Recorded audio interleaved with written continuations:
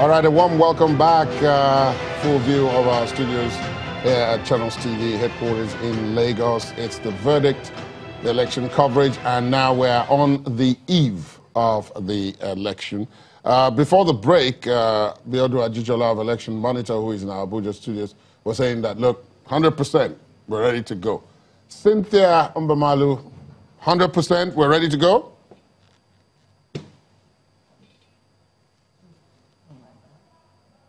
Percentage, but I think if we look at the planning so far from the Electoral Commission, the briefings and the updates, and even from our field observers in the field who had to visit INEC's office at the local government levels and also at the state office of INEC, we've actually seen a lot of improvement. So I'm quite hopeful that we're ready to go for tomorrow. But beyond that is also to ensure that the Commission does not relent, because we still have some hours before the polls. And while it's good to have personnel and materials deployed to the rack, what is also important is to ensure that we have them present at the polls at least by 7:30 a.m. Before the opening of polls. Because if you remember the incident from Anambra governorship elections, we had everyone deployed to the racks. However, at the morning of elections, we had reports of poor late opening of polls for the Anambra governorship election. So there is also the Commission also has the opportunity to ensure that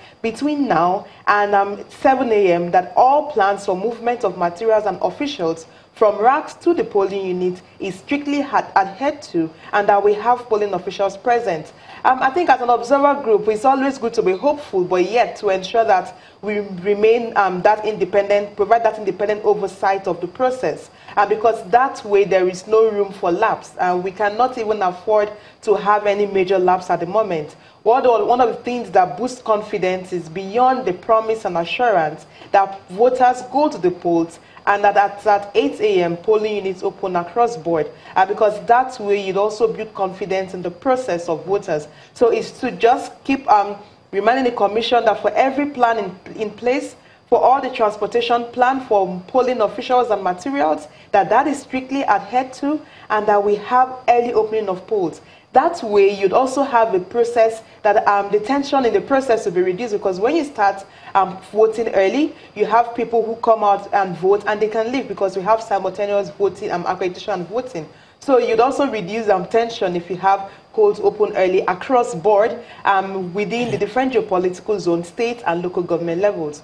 So I think yes, I'm hopeful. I think we're ready. I wouldn't put a percentage to that, but I would more or less focus on ensuring that we have the Commission ready and we have all our transport arrangements ready for tomorrow morning. Cynthia, I know Yaga Africa, you had quite a heavy deployment, for the first time last week. You had a number of observers that you had. And I don't know whether you're deploying exactly the same number, what it cost you to have this postponement, and just what it will be like for you observing on the field tomorrow. So we still will be deploying 3,906 observers in every local government in Nigeria. So watching the votes, we use the parallel vote tabulation. Now we have a statistical sample of polling units in every local government. So currently we would have our 3,076 stationary observers who would be at the polling unit and some voting points from the commencement of polls to the last event, which is the announcement of results at the polling units. And they'll be sending us reports using their phones via coded SMS to our database. Now we'll be getting reports on opening and arrival of polling officials and materials, and then setup of polling units. We'll also be tracking accreditation and voting of every voter, and also especially focusing on how the smart card reader is used to process voters using their permanent voters card, and also for the biometric authentication. But beyond the polling unit observers who send us information and we share updates in real time, we have our mobile observers, 822 of them, who will be roving in local government, because we also think it's always good to have that extra eye in the field to observe incidents, any critical incident they would observe. They would share those reports and would escalate immediately to the appropriate institutions. Then we also have a team of 8 special members of our working group who would be providing analysis based on our reports here in Abuja. Now, watching the votes with the PVT, we're the only groups that can actually verify the accuracy of the result, because we use statistics and ICT to sample polling units and also to provide our estimate on the result. But we can only do this, give the statement on the result after INEC has announced the official report. Let me put you on pause. We have to take a quick break. We have to take a quick break, and we'll be back in just a moment. So just hold on. And if you focus on results.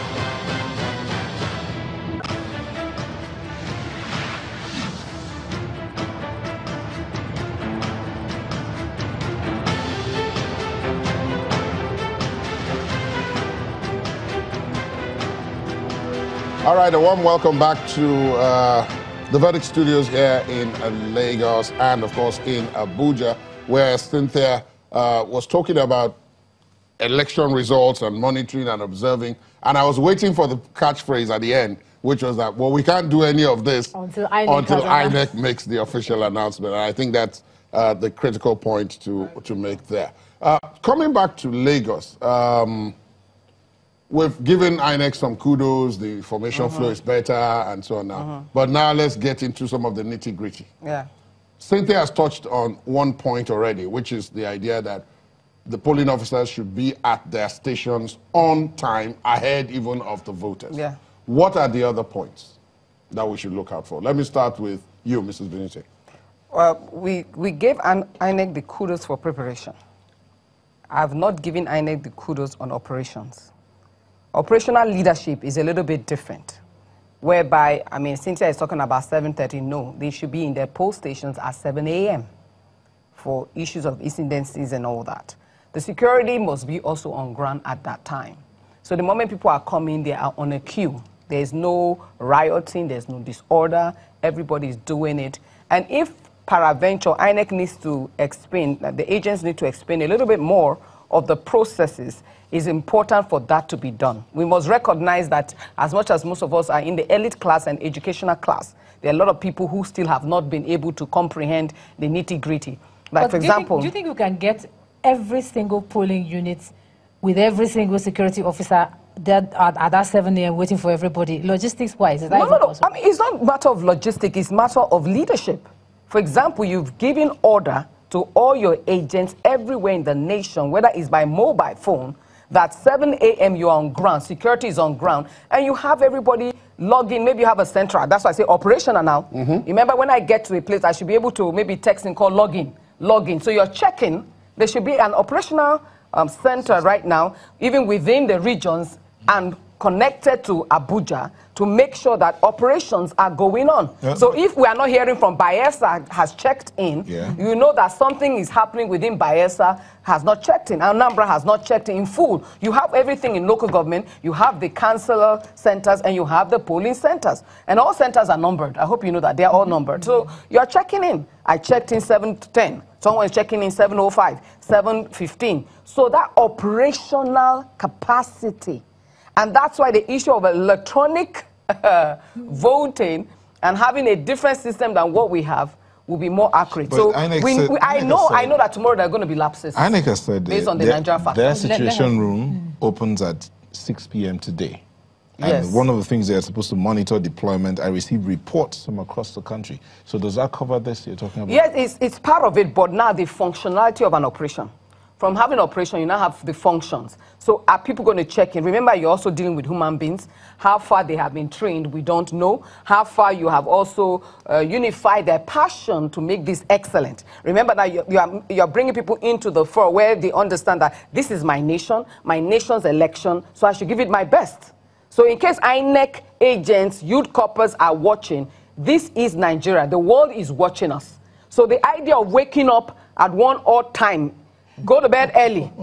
The nation needs you on time, real time. So when I get that 8 a.m., because I intend to arrive very early, so I should be part of the people who can vote, disappear maybe a little bit, have some lunch, and now come back for the counting and with my pen. that sounds obvious. Exactly, Mr. Bassa. So let me ask you. I mean, she's gone about it mechanically. Yeah. This is how it's supposed to be done and all that. But we do know that security is a big issue, particularly when you look at what function the military will play in this particular election. There are one side to it is that every soldier or every man in the military will have to account for his own actions. And then you have on the other side, they have the backing to be able to carry out what they're supposed to carry out. How do you think it will play out tomorrow? And are you concerned? Well, I think, like every Nigerian, I'm very concerned. Because like she said, you wouldn't know actually until tomorrow. You don't know about the lapses until tomorrow. Because when you look at the operational factor, like she said, what is being put in place is different from, what is being said is different from what is being done. Tomorrow is the action. So we're not going to see the actions tomorrow. Now, when you talk about those manning the security, when you talk about the military, the police, I think they are very well disciplined. For me, I don't think that there will be an order for a policeman or a military man to be at his station at 7. I won't be there at 7. Well, we civilians were a bit more laxy. We are a bit not as disciplined as the military people, because I think that is their stock in trade, discipline. You know, so I think that with regards to the security personnel, I don't think I'll have an issue. The place where I have issue are the civilians and the INEC staff and the ad hoc staff. I'll give an example. My daughter in Ilorin went to collect her PVC. And by 5 o'clock, by 3:30, she came back, and I said, what happened? She said, let's say she's tired, and she was closing. And I'm like, I don't get it. How can you say you're closing? And up till as I'm telling you now, she's not getting a PVC card. And she's gone there many times. So for me, the problem is with the civilians, which we are going to see tomorrow, the operational issue. I don't think we are going to have problems with the security people. Personnel. And then that brings it, of course, to the issue of the interaction. You remember during our last segment, we were talking about the relationship between the military and the civilians. On one hand, you have the relationship within the military. That's been explained, that they have their operational guidelines. So, Biodun Ajijola, as someone who is an election observer, and you've observed many elections in the past, from here, the consensus is that the problem is not likely to be with the security agents, it's likely to be with the civilians, and in this case, the voters and the INEC personnel, ad hoc or otherwise. Do you agree? Well, what I would say is that if we have to look at it from what we have observed in the past. And it also depends on the part of the country and the nature of the election. Most times, voters are not the problem.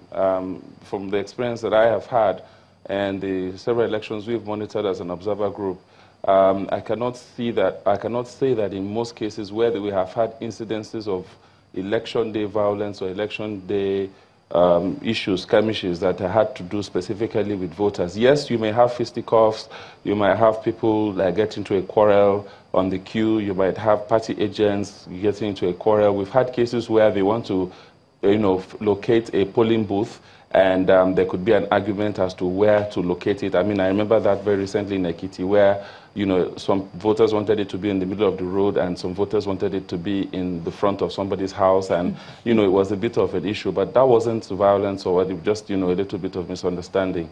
But when we talk of violence or we talk of a security breakdown, this basically usually has to do with a foreign, or let me say, a third-party intervention. It could be in the form of thugs. I witnessed this very clearly in Amodofi in 2015, Lagos governorship election, where there was a particular there was a particular polling unit there where 3 thugs came on 2 motorbikes, and they were able to get the ballot box, but some people blocked them ahead of it. They fell off, and then it was a bit violent, and they got into a lot of trouble from the voters in the polling unit. But my point is, this was an external kind of aggression. But these people are all these people, the thugs you are referring to, were also civilians. Yes, okay. Well, they're also civilians. That's correct. Okay, so it's okay. Yes, yeah. So in that sense, should we therefore be focusing our attention on how the civilian side of things will behave in these elections if generally we agree that barring unforeseen circumstances, the security agents themselves may not be the difficulty? Oh, yes, thank you very much. I appreciate it. I think I was looking at civilians strictly at the voters as opposed to the entire civilian population. Yes, I think you are very correct. I mean, we have to be fair to the security agents.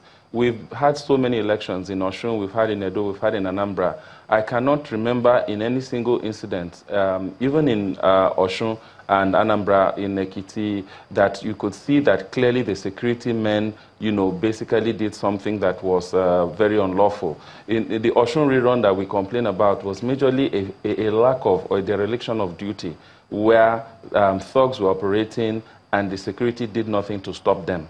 As opposed to the security agents themselves being the ones that were not, or that were hindering voters or stopping voters. What we had, apart from the observers that were arrested, but what we had at the polling booths was basically the thugs operating and the security doing nothing about it. This we experienced in Osun. But if you look at other elections, even as far as Bayelsa, where we had a lot of people that died, about over 20-something people, especially in the rerun in southern Ijaw and, you know, Oporoma, those areas, you found out that most of those were as a result of the civilian population, which are the militants, the thugs, and all of that. And, you know, I honestly have to give it to the security men. In most cases, in the elections as I've observed, they have not really been responsible for anything extrajudicial. I mean, I've not seen, I mean, I hardly heard of it in an election where a soldier or a police just decides to shoot a voter or something. I mean, this is just doesn't, we don't hear of that much. Like I said, if the thugs who are the civilian population are doing something that is wrong, they might be arrested, or in the process of trying to arrest them, if they are armed, there could be exchange of gunfire. But my point is that in most cases, from what I have seen, the security men generally tend to be quite professional in their duties, and that is the truth. Sometimes we've had a challenge of partisanship, which now becomes a problem, because it's not as if the security men in that case would, on their own, begin to maybe shoot people or something. No, but allowing thugs for a particular party to operate freely and then disrupt and not do anything about it. These are the kind of things we've witnessed. Also, maybe arrest members of a particular party or certain people and leave others out. These are the kind of things we've seen in the past. But honestly speaking, to say that I've seen policemen, soldiers on election day as a regular occurrence, maybe a one-off, but as a regular occurrence, shooting, or, you know, it's not that common. Okay, Cynthia, I'm going to come to you, and I'm going to let you think about the question, and now you answer it on the other side of the break. So we've heard, okay, could it be the civilians that are the problem? Is it the security forces that are the problem? I know you monitor, so is it the monitors that are the problem? So you think about the problems we have on election day, and then you tell me from your perspective who is to blame or who can do something better after the break.